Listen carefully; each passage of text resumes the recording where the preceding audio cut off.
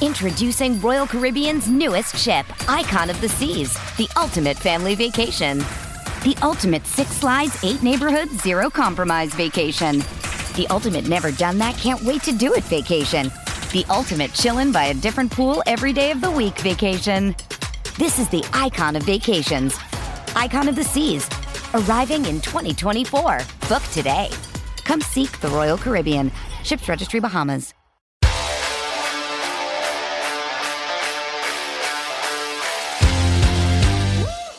Welcome to Missing the Point. Oh my gosh, we are doing more content for you. You're so welcome. You're a lucky bunch of boys and girls. We did a Sean Merriman interview this week, which went amazingly well. Shout out to Hollywood Ray for securing that interview and killing it on that show. Shout out to Lights Out Sean Merriman for coming on. He did an amazing job. He was one of our most prominent but also wonderful guests. Fun great fact, interview. I didn't know that about the tattoo, did you? No, that was super dope. Right? Really cool anecdotes. So anyway, that'll be in the show notes. Go listen to that, guys. We dropped a Check My Oil for this week's upcoming UFC pay-per-view, breaking down every single fight from the early prelims all the way to the main event. And a little betting help on that one if you wanted to put your money where your mouth was, but I'm not putting your money anywhere. I'm just saying that's what I'm going to do. You want to tail it? But and then today, just me and Real BK talking about the Boston Celtics. They've played almost every game they're going to play this season. We're down to probably two choices of who. Yeah, we're down to probably 2 choices of who they can play in the playoffs, right? Considering we're playing the 7th seed, right? So we'll know by next Tuesday. Today's Thursday that we're the 6th that we're recording. So we're not going to know until next week on who we're actually playing, but that leads me to a couple of things we're going to do today. So everybody that's here, here's what you're going to hear today. We're going to talk a little bit about Jaylen Brown's upcoming potential contract situation since he made an All-NBA team. We're going to talk about some of the comments he's made, but I'm going to ask Bobby for his season grades on each player. So we're going to do a grade of each season, and then that's to look backward. And then to look forward, we're going to look at who you want and don't want, if it matters.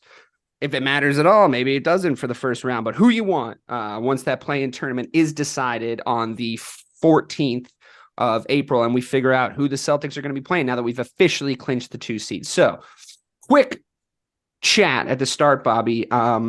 Haven't talked to you since late March about this, when Jaylen Brown has since kind of come out and said, I don't know if I'm going to fucking stay here. I don't know. I mean, and I think everything we said about the KD stuff, the trade rumors he seems to always be involved in, the fact that I mean, this is what I've always said has pissed me off. The fact of the matter is, he would have been our Finals MVP had we won that final series, and then it took 2 weeks to talk about how easily the entire city of Boston would ship him out for a KD trade. Certain members of this parish said the same thing. I understand why you would be salivating for Kevin Durant, but Bobby, is Jaylen Brown right to be kind of snubbed at this point? And how big of a deal is it that he is? I mean, he's a member of the greatest scoring duo since Shaq and Kobe, statistically. So he's an underappreciated asset in the city of Boston, and I've been trying to ring this bell for a while, and I need everybody to get on this bandwagon because he's a large percent of the reason why we're so good. So is this ringing alarm bells in your head, or is he just saying stuff? I think honestly he's just saying stuff. If I'm being good, I feel better. Honest. All right, that's the end of the show, everybody. Thank you guys so much. Because when it comes to the comments he said the other day to Sham, kind of made me feel better about the whole thing. I mean, don't get me wrong. At first, I was definitely freaking out a little bit, but I feel like he knows what their place in history really could be. And I don't know if maybe Tatum sat him down after he had those comments, because he specifically said, like, I don't know what's going to happen in the future. He called Boston, saying that some people take it personally about, like, when he plays bad games. It's not every fan, but it's some part of Celtics Nation or whatever it was that he said. Yeah. I'm on Celtics Twitter. They definitely do. They do attack Jaylen more than is anywhere near necessary. But I feel like he understands the place they could have in history, especially because it's the Celtics, right? So imagine Kobe and Shaq, but better.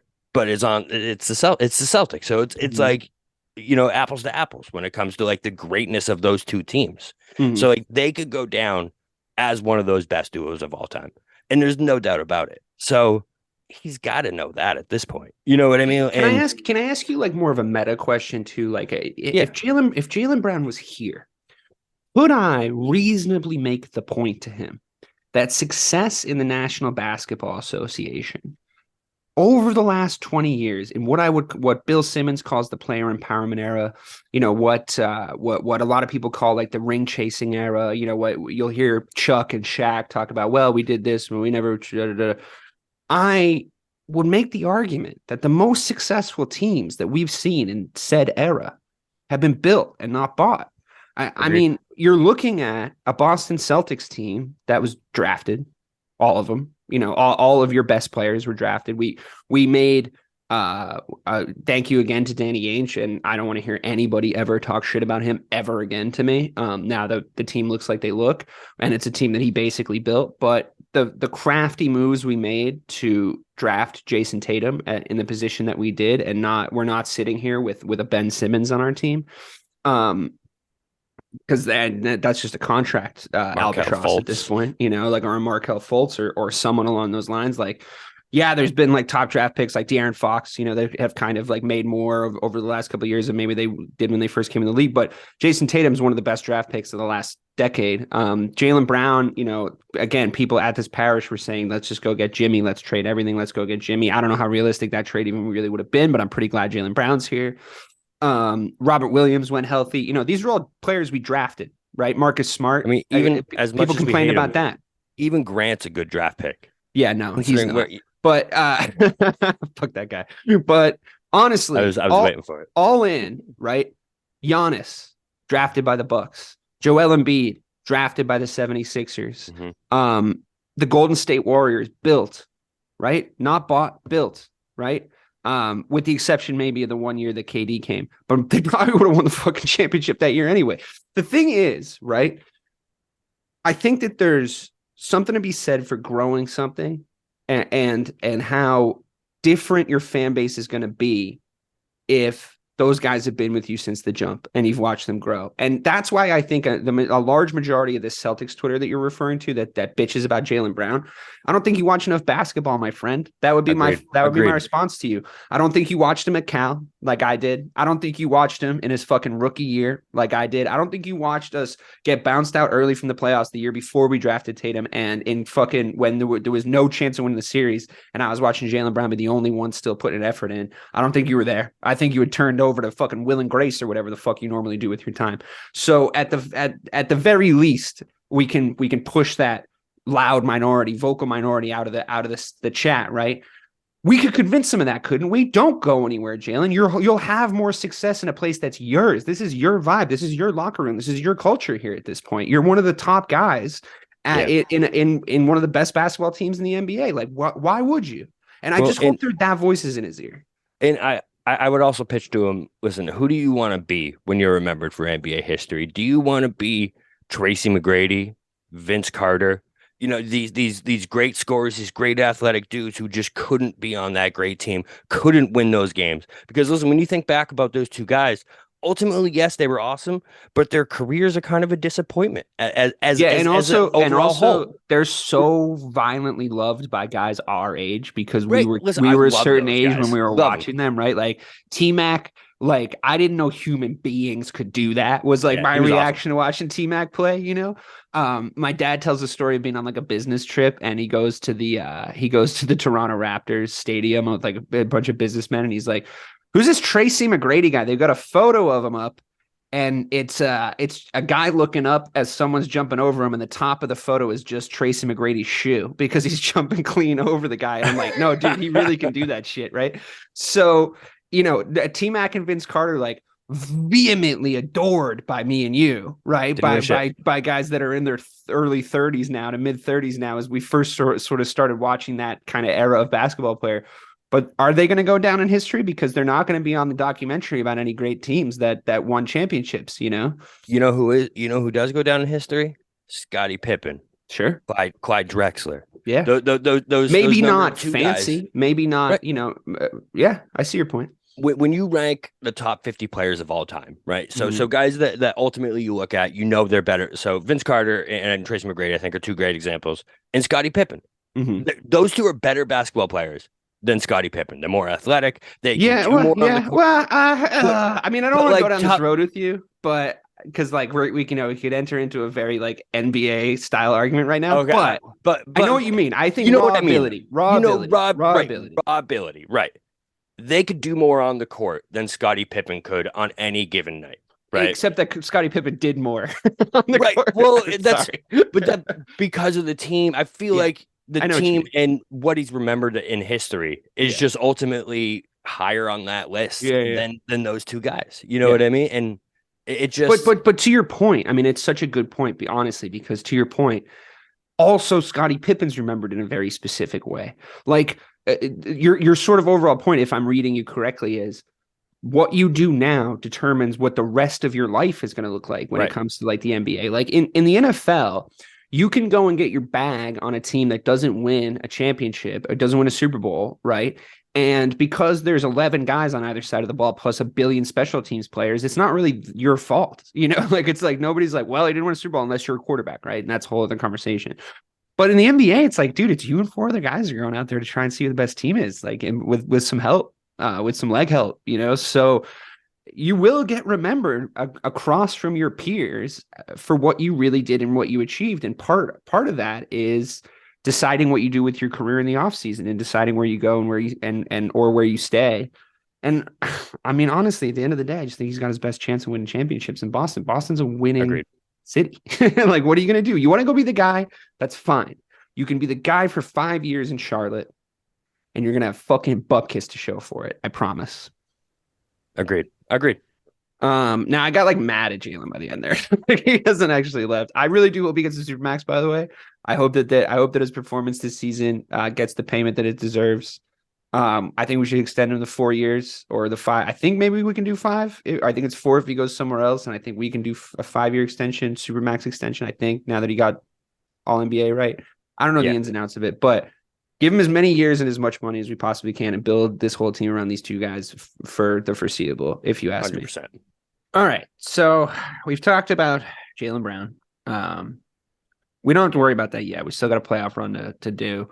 I got 2 quick questions for you before we start going through the season grades. And the first is, all right, 2 seed. It's clinched. It's official. We were in the 1 seed for quite some time, and we kind of blew a lead there, which is sort of a theme in some of the games that we have this season. But the Bucks are a very, very good team. I don't think it's the end of the world. I think I could be wrong, but I think we still have the second best record, right? If we win out. Yes. Yep. So we win out. We have the second best record over the Nuggets in the West. So there's only one team with a home court advantage on us, and it is the Bucks. I don't love a Game 7 in Milwaukee, but then in response, we go and we absolutely put a hurting on that ass in Milwaukee. But at the same time, can't do the same thing in Philadelphia. So are you worried about the drop to the second seed? I was hoping at one point this season that we were going to hit 60 wins, but it doesn't look like that's going to happen. Dude, is it a call to be nervous here?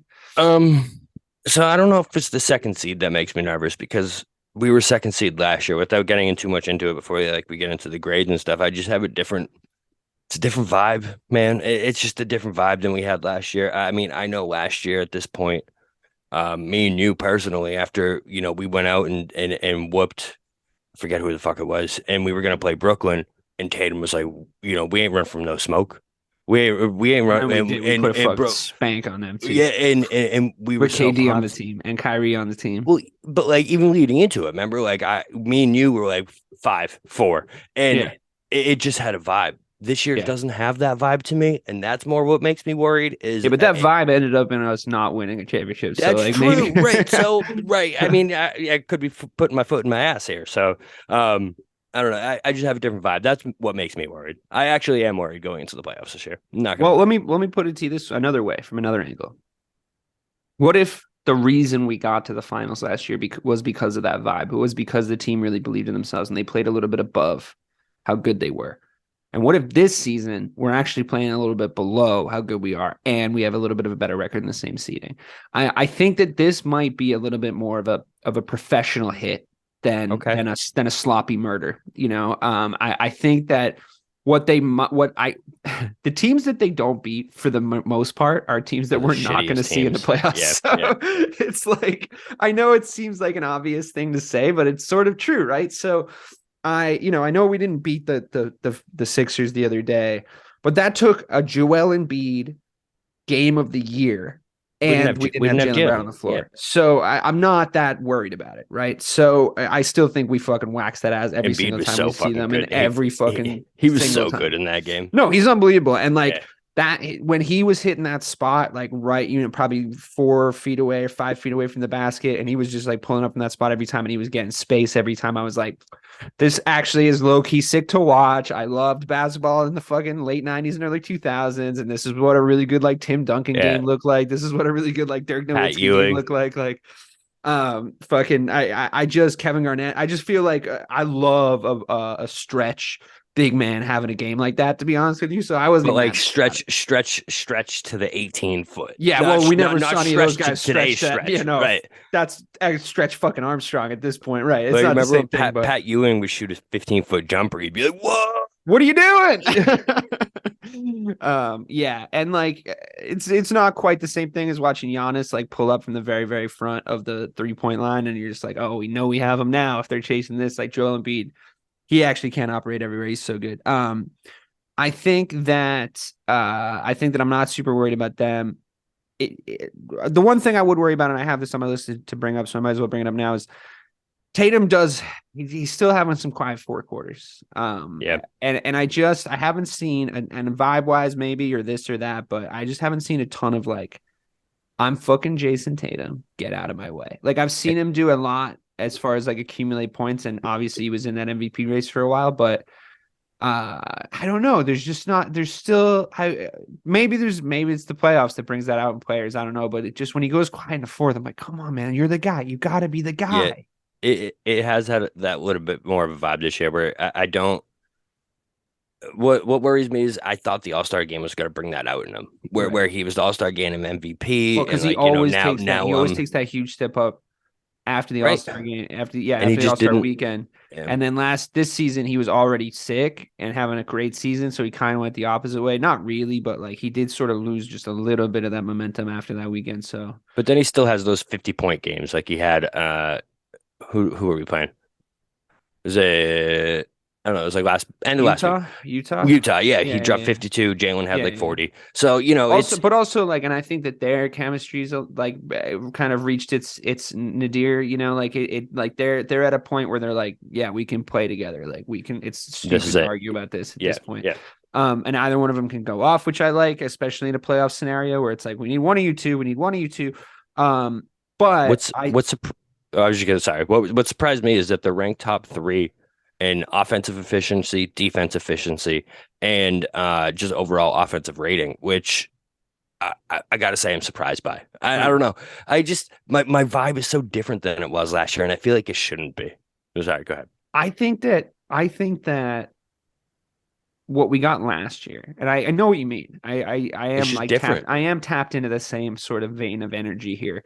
My chakras are aligned with yours. I just think that last year it was like they weren't supposed to be as good as they were in the second half of the season. So when you run up a hill that quickly and that aggressively and you win that many games, like you have to remember, like they lost so many fucking games in the first half of last season. Like they really could not get their shit together. So in order to have the record that we have last season, we had to win a ton of fucking games in the second half of the season. So you start to think that nobody can beat you and the team doesn't have any holes or any flaws, but they do, they do. I just will say, I would, other than the vibes, which I respect, I am feeling that way too, other than the vibes being a little off. I'm not even making fun of you for that because I know what you mean. I'm literally saying, like, other than that, like, I think we're better than we were last year. So there's specific people that are noticeably better than they were last year. You know what I mean? That are giving us.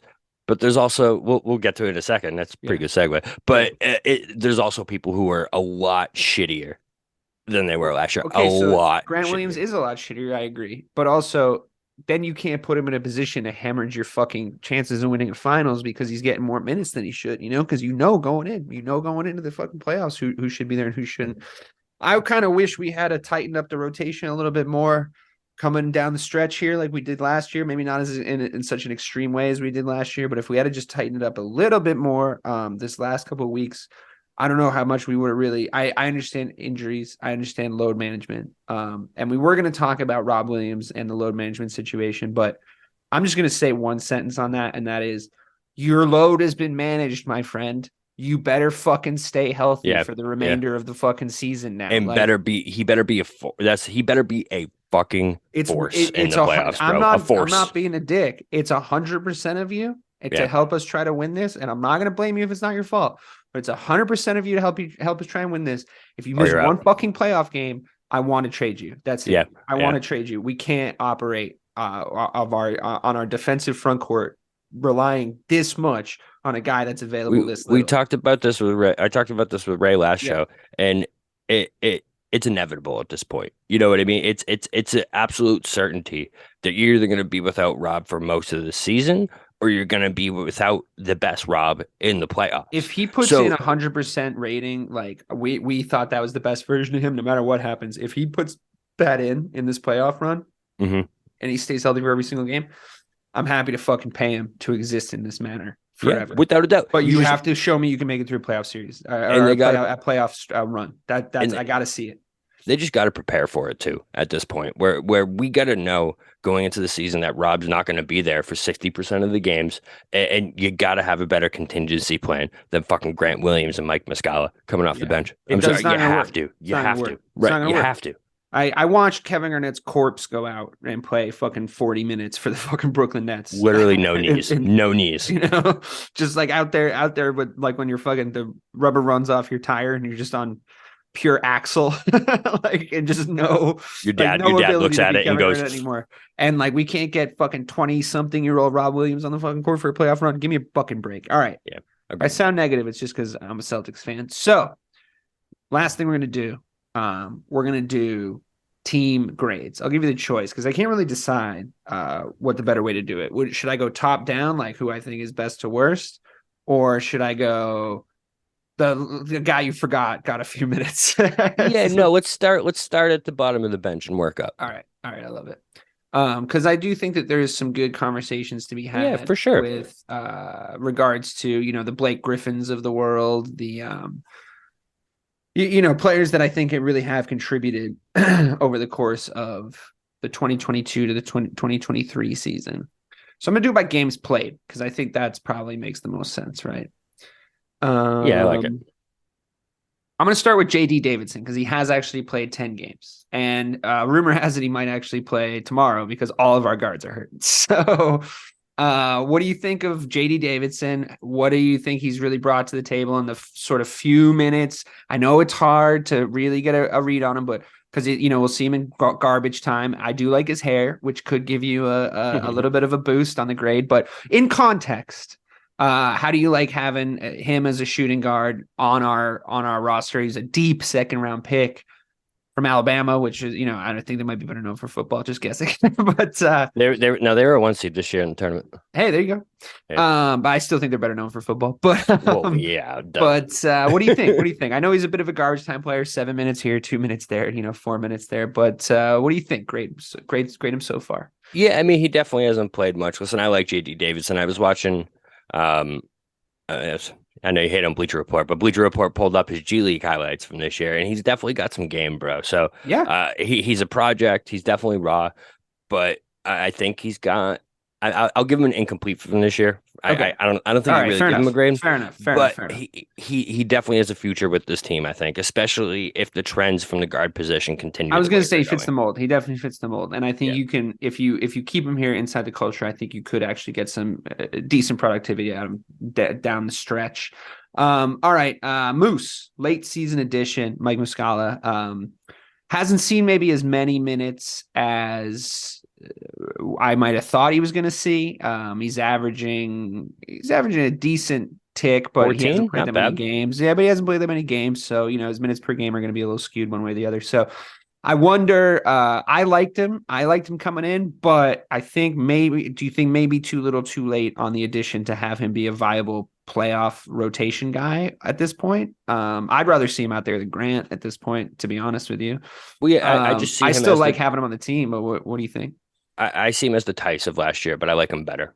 You know what He's I mean? definitely better than Tice. That's the role he's playing though, where it's like he's gonna be playing those. If Al gets in foul trouble, if Rob gets in foul trouble, I hope he's not the Tice of this year, because damn, Tice was bad in the fucking playoffs. Oh, he was so bad, bro, so bad. Even Al was looking at him like, bro, what the fuck are you doing? What was he doing out there? I'll give him a B, because I do think he brought valuable minutes to this team down the stretch, and I think he is going to be someone who's going to hit a couple big threes in the playoffs. I think he's going to be one of those guys where you see him in the corner, you're going to be like, Moose! And I'll give him a B. Okay. I mean, I think that's fair. We're probably going to have more to say about him than the next guy, Justin Jackson, small forward. I think people thought he was going to be better than he was when he came into the league. Obviously, he hasn't done like a ton on the C's, and I would accept another incomplete if you're going to give another incomplete. Yeah, he's an incomplete for sure. Did we? Who do we get him from? Oh, he's from Phoenix. Okay. Yeah. No, definitely incomplete though. Sorry. Yeah. I think that's. I mean, yeah. There's nothing to really say about him. As much as he's actually played more games than Mazzulla, he's averaging like 3 minutes a game. So like, what do you even know about it? Noah Vonleh.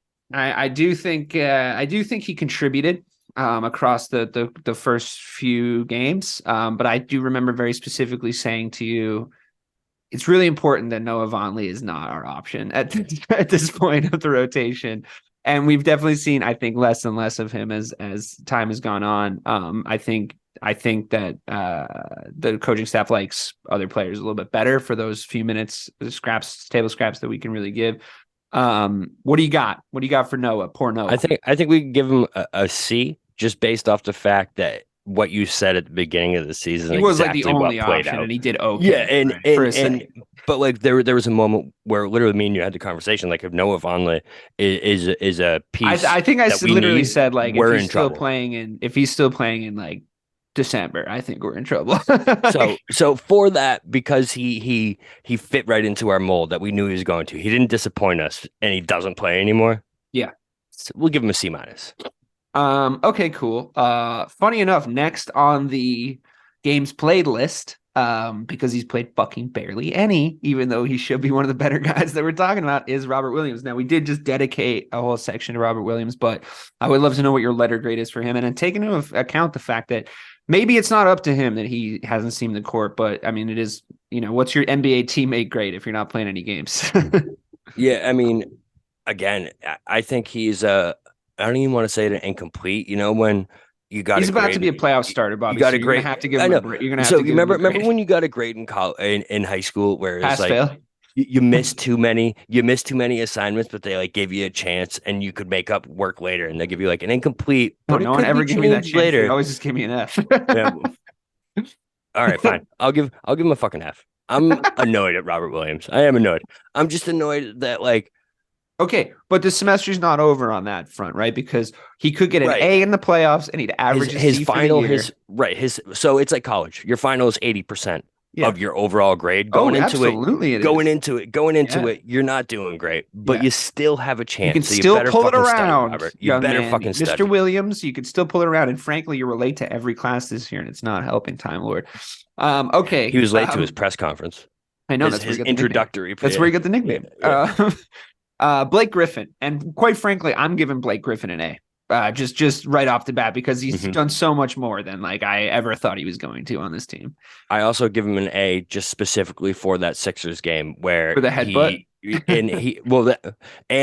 He called out Doc for giving him space, and he was like, I don't know about the Doc, Sixers game. Yeah. I was thinking of the Milwaukee game where little Antetokounmpo tried to like headbutt him, and he laughed at him.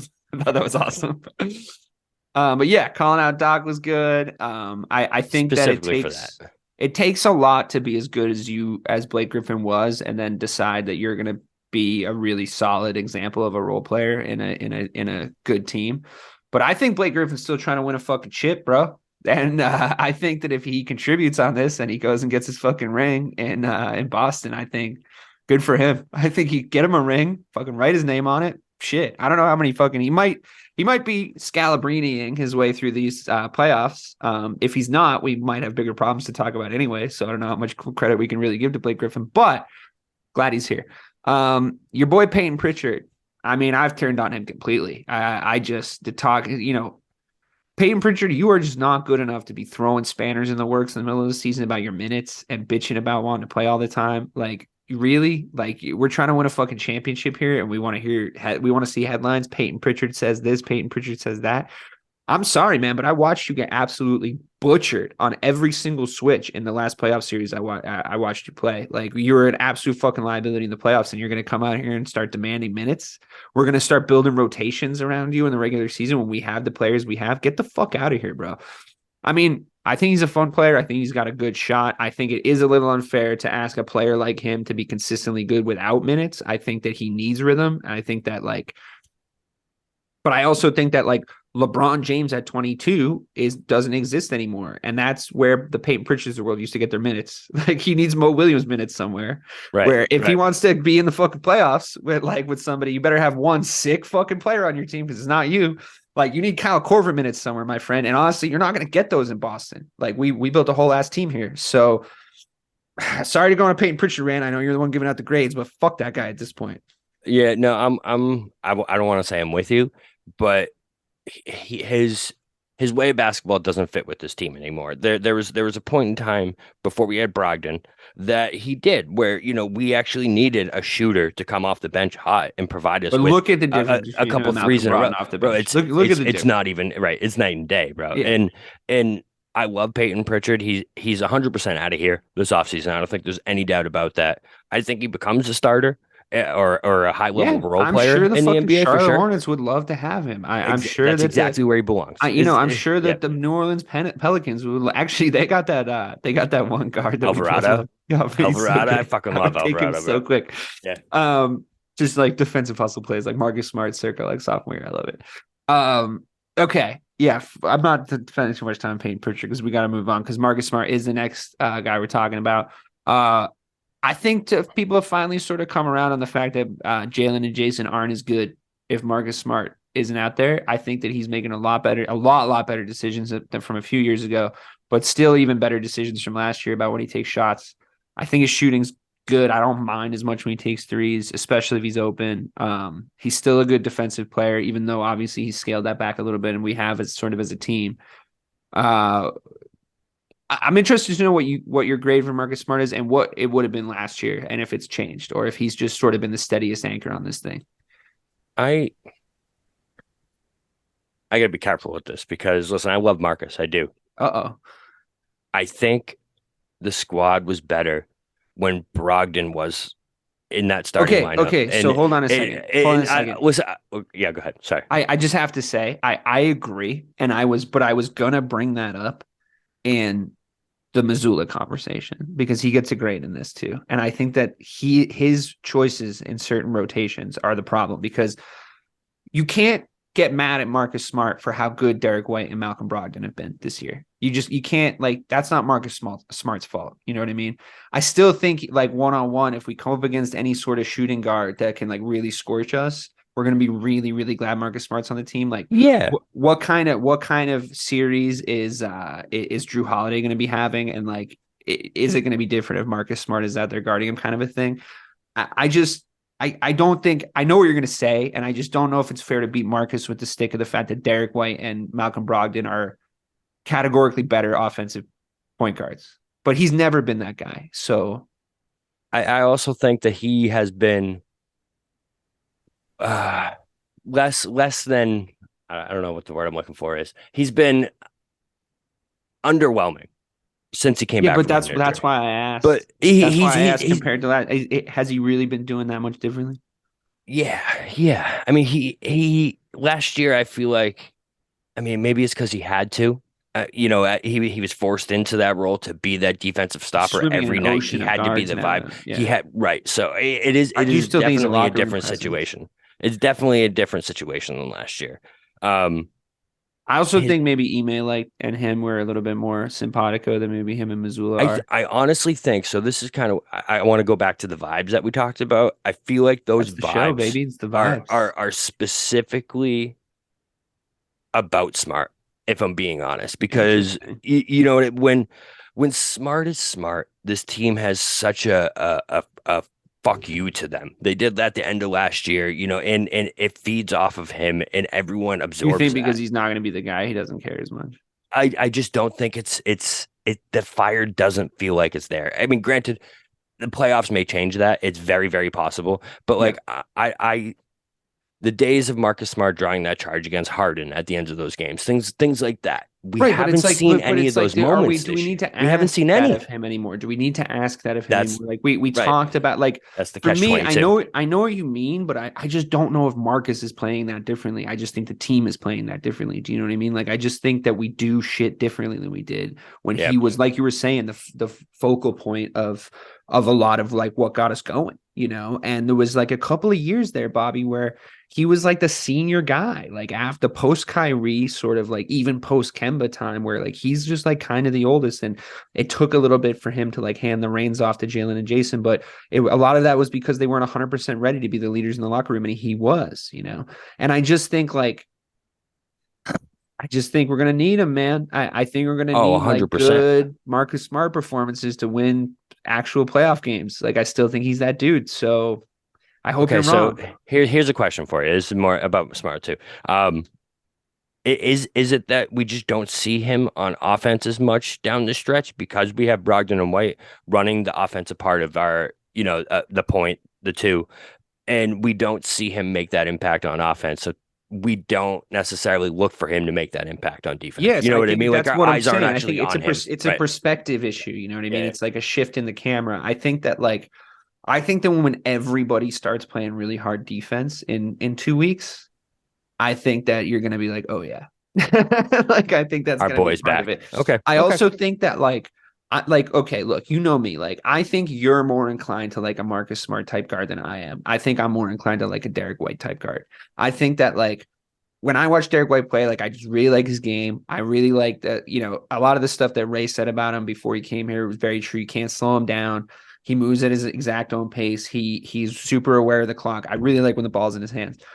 From a purely offensive point of view, I really probably prefer Malcolm Brogdon to have the ball in his hands over Marcus Smart, because I just think that the way he finds lanes, the way that he's able to like sort of see the way defenses are set up, like he just has this like playmaking IQ that like he can score if he needs to. He can he's just like that kind of point guard. He's probably your exact kind of point dribble guard, drive kick, man. His dribble drive kick like gives I me genuinely bonus. love watching Malcolm Brogdon play basketball. It's like one of my favorite things. Him and Derek White.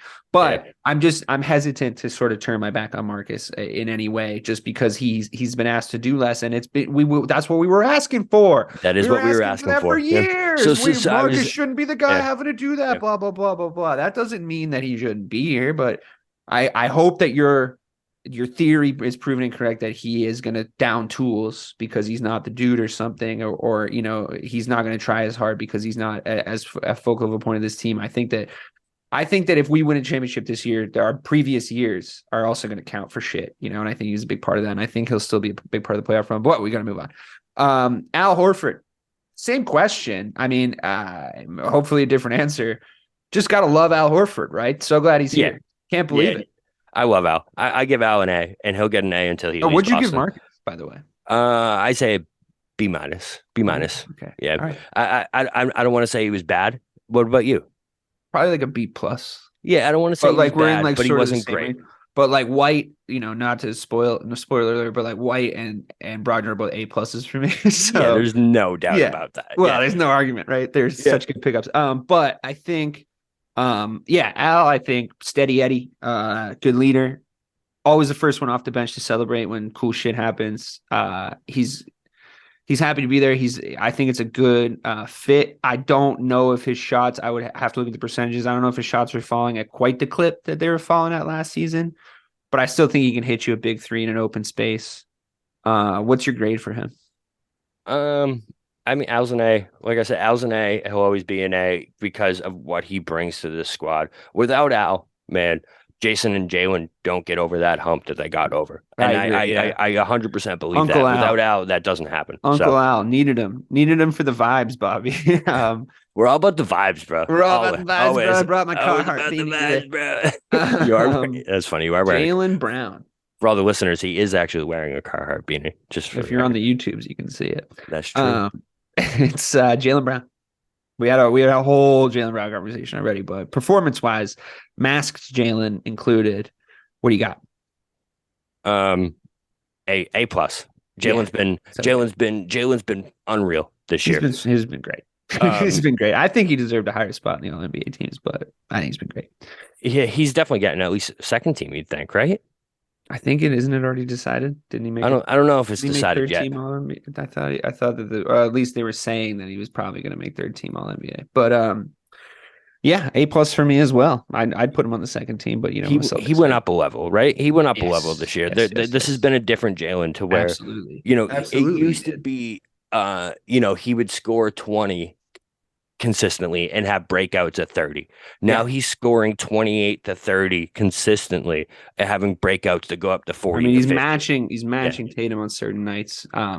If he was Robin to Tatum's Batman, he's now Nightwing. He's just a slightly cooler Robin in better attire. Okay. I'm going to go up one more on the list to Luke Cornett. He does that thing where he jumps straight up in the air when guys are taking shots. I don't know what grade that gets you. I hate when he's on the floor. So what do you got? I'll give him a C. He's played 67 games for this. Yeah, he definitely played a role, and he played important minutes that we definitely needed him. I fucking hated with a passion that jumping thing. I thought it was the stupidest. Yeah, I just didn't want to. I didn't want to be associated with the conversation. It's the kind of conversation you have about middling to shitty teams, and I just didn't want to be. It's the kind of stuff that guy with the goggles and the shorts that are way too tight at the wide does. You know what I mean? Says it works, but everybody knows that it's not a real thing in basketball. And it's just like there happens to be a coincidence happening right now, but it's not going to last because that's not a thing. And any shooter will tell you it's not a thing. So let's stop talking about it. C works. C minus. C minus works for me too. I don't want to see him in the playoffs. Almost a D, like a 70. 70. See me. underline. Right. Got a few of those in my time. Malcolm Brogdon we already talked about, but I already told you my grade for him is an A plus, so just give me your letter grade for him. Yeah, A plus. I think he should be he's a runaway sixth man of the year, right? I mean, I think we all said he was gonna be sixth man of the year. I think that was pretty much decided, but I just love when he's on the court. He's just exactly what this team needed, man. Yeah. And I genuinely hope this goes to show. I think Gallinari was too, though. I do think that it would have been really cool. Can you imagine if Gallinari was on this team? I think about that all the time. Because he would have gotten the minutes that Sam Hauser got, and it just would have been so much better. You know what I mean? It would have been so much better. But it's cool. Speaking of Sam Hauser, there's a transition for you. He's played more games than a couple other guys, but what do you got for Sam Hauser? B minus. He's had his moments. He had that shot against Milwaukee, which was fucking dope. Yeah. He's a lot like, who's the Heat guy? Strus. He reminds me a lot of Strus. I feel he might be able to catch fire on a shooting exactly run in the playoffs. It could happen. There could be a game against whoever we play, whether it be Miami, whether it be where he wins us a game. The Nets where he 4 threes. Right, 14, 16 points. Yeah. Has some threes. Yeah. I agree. So I'll give him a B minus. Sam Hauser coming out of nowhere with another 3. I can hear it. I can see it. It could happen. Bang, bang. And look where he's coming from. I can't wait. I can't wait, for Mike Breen. I'm so looking forward to the playoffs. Okay, Sam Hauser, fine. I'll agree with that. Derek White, we already talked about, as an A plus. Jason Tatum, I know we're running a lot, but let's not blow by Derek White here, okay? Well, we did. We already did a whole Derek White section. Yeah, but we can talk about him some more. I don't care. Yeah, let's talk about our boy D White, because I love him to bits. Me and you both going into the playoffs, we're sold on Derek White. I was out. We were out, bro. We didn't want anything to do with this dude, and what he stepped up and become this year is light years ahead of where I thought he was going to be. Yeah. You know what I mean? It was like, a lot to ask in just, retrospect for him to come in like that late in the season and really make any sort of meaningful playoff impact. I think that's tough, especially considering his game and how like you kind of do have to work around him a little bit. Not in a bad way, like just in a way of like you kind of have to let him run the game, right? So you kind of have to let him like do what he's going to do, but he's just like a solid 7.5, 8 out of 10 at everything. And he doesn't get exposed too badly on switches defensively either. He's a good defender. He's good enough, at least. He's good enough to play opposite of Brogdon. Yeah, he's got it. Yeah, they have a good 1-2 punch defensively too. I think he's got a good shot, and I just love that he can like put that floater up from like 10 feet out and it goes in, and you think it's going in. A lot of guys on this team this year like think stuff's going in all of a sudden, that where last year you might have thought maybe not. I think I include Smart in that. I'm like when Smart's stepping up in like big situations, I'm just a little bit less like gun shy than I was with him last year, but I get over that steadily the farther we get away from some of the things he did. By the way, just got here. So it is noticeable their shooting percentage. At least I looked up Al Horford's last year, 33%, but 44% from three this year.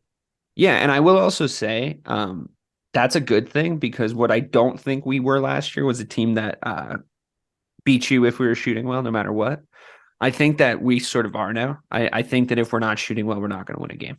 And I think that's been hard for people to sort of process, because it's like we used to have this identity where we'd say like, well, we can just dig it out. We can go do this. We can do that. But it doesn't really matter so much, because I think we're shooting well a lot. So, and maybe like you said, maybe the playoffs are going to be different. I mean, it starts to find you out, but it also starts to elevate you to the position that you're in. I think Derek White's going to be a big part of that. And I think his shooting percentage is up. So glad to have him. Well, 2 guys left. Jason Tatum. I'm gonna give him an A-. You read my mind. I think he was. I mean, he was. I'm beating him with the stick of his own standards here. Like the standards he set. Obviously, he's better than everybody else on the team, but we're grading our superstar here. Yeah, so I mean, he didn't overachieve like to the point he had set up our expectations to at the start of the season. So. Like he fell off a little. I'm not saying like, don't cut that and say I said Jason Tatum fell off. Jason Tatum fell off, bro. I'm just saying he set a really high bar, and then he dropped off that a little bit. And I think that does lower his grade just a little. Yeah. I mean, which is maybe unfair, but it is what it is. I mean, it's definitely unfair, but I feel like it's because of, like you said, we're beating with the stick of his own success, because when it comes down to what he showed us last year in the playoffs. I know the Warriors thing was different, but like I just had a mindset this year where he was gonna be in the finalist for that MVP. You know what I mean? And I didn't think there was any doubt about it. Yeah. But the fact that he was in that race and he was fully entrenched in it, he was number 1 at one point for a few weeks, shows that, he definitely took a step back in the second half, which is exact opposite of what we wanted, because if Jason Tatum is going to be the guy we think he's going to be, he needs to be elevating at this time, and he needs to be taking games over. Yeah, I'd rather he was. I'd rather he had worse stats and was less involved in the MVP race, but was hot going into the playoffs than like the situation we're in right now. But again, I mean, who knows? Like you get a little fucking warm up game against the Heat or whatever, and we'll see how it goes. Of course, if we do play the Heat, we're definitely gonna make that series look harder than it is. I was just gonna say, doesn't that, you just said that like off the cut? Doesn't that make you nervous? As all hell? No, I think we'll win the series. I just think it's gonna be really annoying because the Heat are the Heat, but I also think they're garbage. Like I think they've gotten way worse, but whatever, it doesn't matter.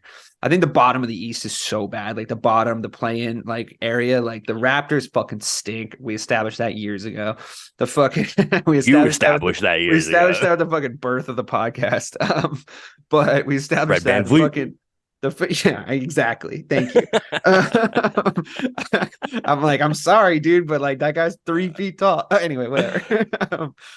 I think that the bottom of the East is the stinky bins. But lastly, but certainly not least, Grant Williams. He's played 77 games. He's played the most games on this team. No, I jumped around with Derek Hauser. Okay. Derek White and Sam Hauser have both played more games than him, but we kind of transitioned into a conversation about those guys. So Grant Williams has played the 3rd most games on the team, 77 games, 23 started, 26.2 minutes a game. In those 26 minutes, and I hate reading off stats. I hate reading off stats, but his are fucking damning. In those 26 minutes, he's averaging 8.3 points a game, What does he do if he doesn't score points? If he doesn't shoot threes that go in, if he doesn't, I didn't see. Is it? Well, when Grant goes out there, like he can really slow down Giannis.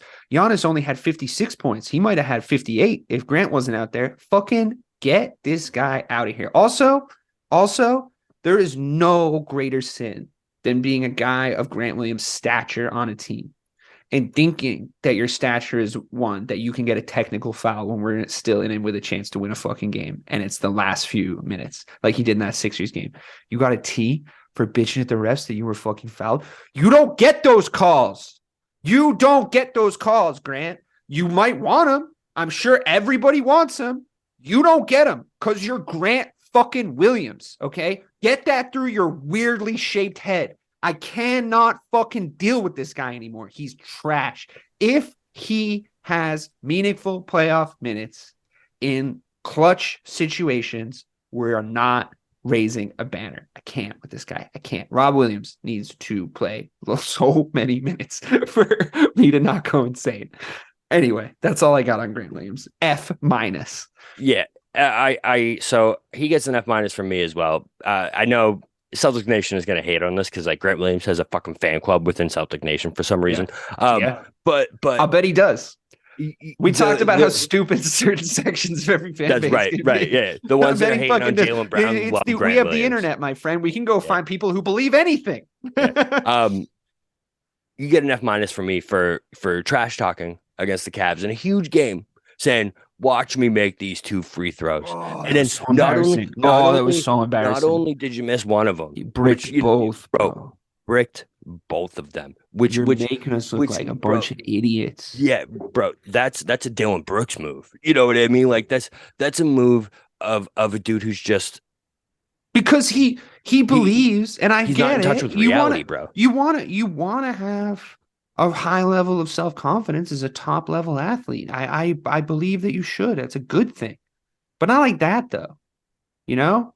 Don't make yourself look stupid. You make yourself look stupid, you make us look stupid. And I gotta say, he was probably the only Celtic fan or person that was confident that he was going to hit both those free throws. And I know for a fact I was like, he's going to fucking miss these. Can I tell you something? When I read his lips, it was really easy to read his lips when he was talking to Dylan Brooks. Or he wasn't talking to Dylan Brooks, but he was talking to the fucking Cavs team. Who was it that was it Mitchell that was talking? I think it was Donovan. Yeah, I think it was Mitchell. Yeah.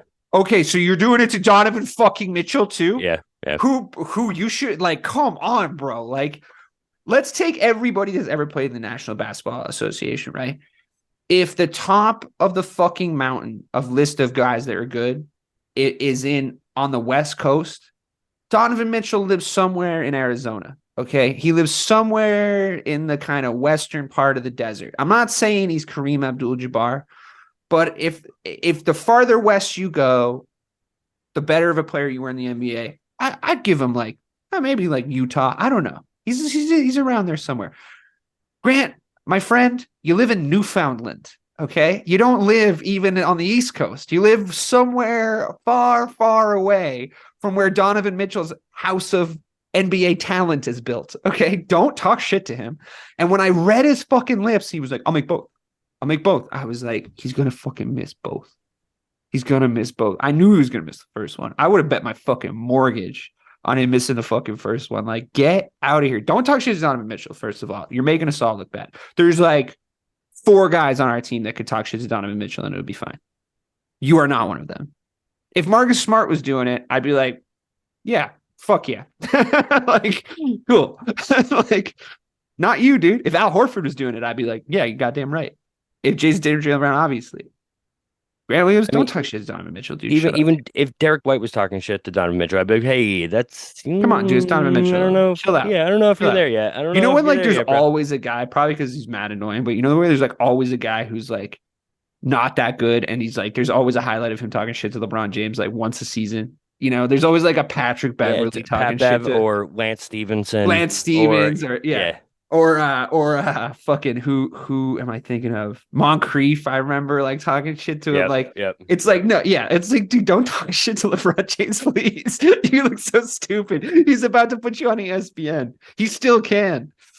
Anyway. Yeah, that was F-, F because of that. And honestly, I don't know. Also shades of like Draymond just being his dad throughout the whole fucking last year's playoffs, like just really being like, you can't be me. You're trying to be me. You can't be me. And I'm just like, he's right. He's fucking right. That's the problem. Yeah, it's not that he's just talking that shit. It's because Grant Williams shouldn't be in these fucking conversations with these players. He's not that level. Fucking 8 points a game. Grant Williams should be the dude that is an automatic 6 fouls every time he's in, because you put him in strictly to go out there and just use his body and he had a push good people stretch. around. I mean, he had a good stretch. If we're being really honest, he had a good stretch. Probably he had like a 3-week stretch in the season where he was, and it was a really excellent. good 3 weeks. Right, excellent. He had a really good few weeks at the end of last season and the start of the last year's playoffs. Probably 1.5 series. What was his 3-point percentage this year? He takes so many wide open looks too. Like, I bet the advanced analytics are so bad. And like, he lost a shot. He used to have like a sidestep pull up 3 and it's gone. He can't shoot. That doesn't drop. It doesn't drop for him anymore. So I can't with that fucking dude. Double F-. Anyway, lastly, not leastly, I know I said Grant Williams, but we should grade Joe Mazzulla. I think he stepped into a tough spot. I do think he's a good coach. I just don't love his guard rotations. I really don't. I know I've been banging on about this all season. I don't love his guard rotation, despite sticking up for Marcus Smart this show. And I still don't. He's gotten a little better about timeouts, right? I do think he's gotten a little bit better. He has. I think someone said something, but I still am a little worried about big moment timeouts. And maybe he knew. Maybe he was trying to let him play through stuff in the regular season, and he actually does know how to do it, which might be 3D chess. Possible. I might like that. Yeah, it's possible. I would give him like a B-. I'll give him a little more. I'll give him a B+ because of the situation he was coming into.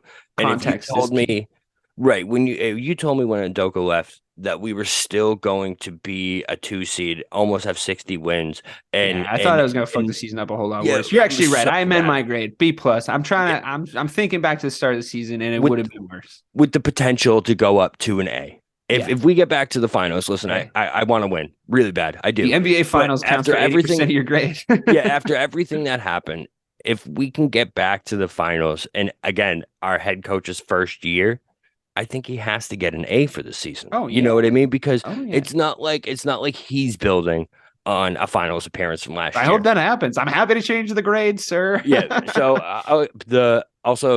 the guard double big lineup, he's got to figure that shit out. Someone's got to talk to him about that, because can't do it with Smart in there. You really just can't. Smart can't bring the ball up if you're doing double bigs.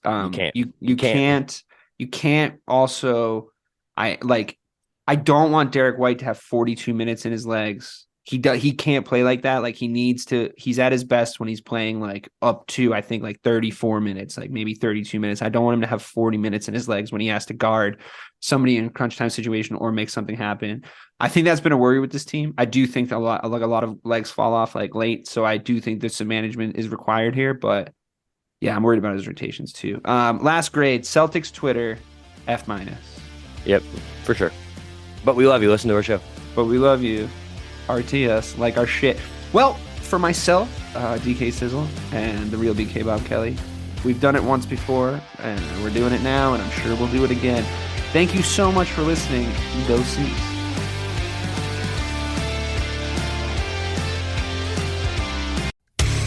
Hey there, I'm DC. I host the rock podcast, Back to the Arena, The Interviews. It's about a 30-minute podcast where I talk one-on-one with a band who has released new music. You can find us on all the best podcast sites like Spotify, Apple, Google, iHeartRadio, and more. If you're a rock fan like me, subscribe today to Back to the Arena, The Interviews. Electricast. Introducing the Deep Leadership Podcast. Leadership is a people business. That's the philosophy of your podcast host, John Rennie. As a former submarine officer who spent 22 years leading businesses in corporate America before starting his own manufacturing business, he knows that leadership matters. Deep Leadership is real-world, actionable leadership advice from John and his expert guests. Become a leader worth following. Subscribe today. Electricast.